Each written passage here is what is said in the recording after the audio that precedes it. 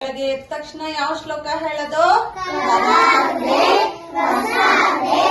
ಲಕ್ಷ್ಮಿ ಕರಮಧ್ಯೆ ಸರಸ್ವತಿ ಕರಮೂಲೆ ಸ್ಥಿತೆ ಗೌರಿ ಪ್ರಭಾತೆ ಕರದರ್ಶನಂ. ಹಾಸಿಗೆಯಿಂದ ಕಾಲ್ ಕೆಳಗಿಡುವಾಗ ಯಾವ ಶ್ಲೋಕ ಹೇಳ್ತೀವಿ? ಸಮುದ್ರ ವಸನೆ ದೇವಿ ಪರ್ವತಸ್ಥನ ಮಂಡಲೆ ವಿಷ್ಣು ಪತ್ನಿ ನಮಸ್ತುಭ್ಯಂ ಪಾದಸ್ಪರ್ಶಂ ಶಮಶ್ರಮೇ.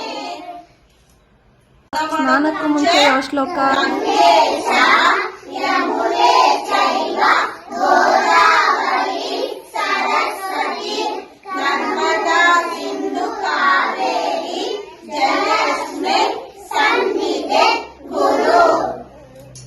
ಓದುವಾಗ ಯಾವ ಶ್ಲೋಕ? ಸರಸ್ವತಿ ನಮಸ್ತುಭ್ಯಂ ವರದೆ ಕಾಮರೂಪಿಣಿ ವಿದ್ಯಾರಂಭಂ ಕರಿಷ್ಯಾಮಿ ಸಿದ್ಧಿರ್ಭವತು ಮೇ ಸದಾ. ಆರೋಗ್ಯಕ್ಕೋಸ್ಕರ ಯಾವ ಶ್ಲೋಕ ಹೇಳ್ತೀವಿ?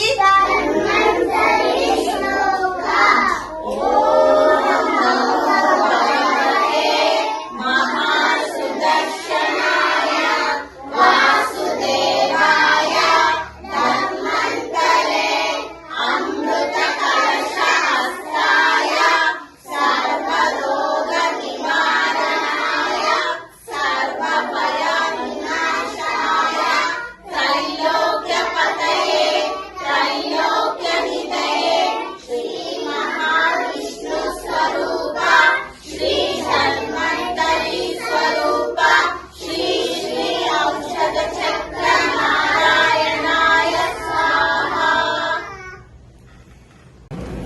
ಮಲಗುವಾಗ ಯಾವ ಶ್ಲೋಕ ಹೇಳ್ತೀವಿ?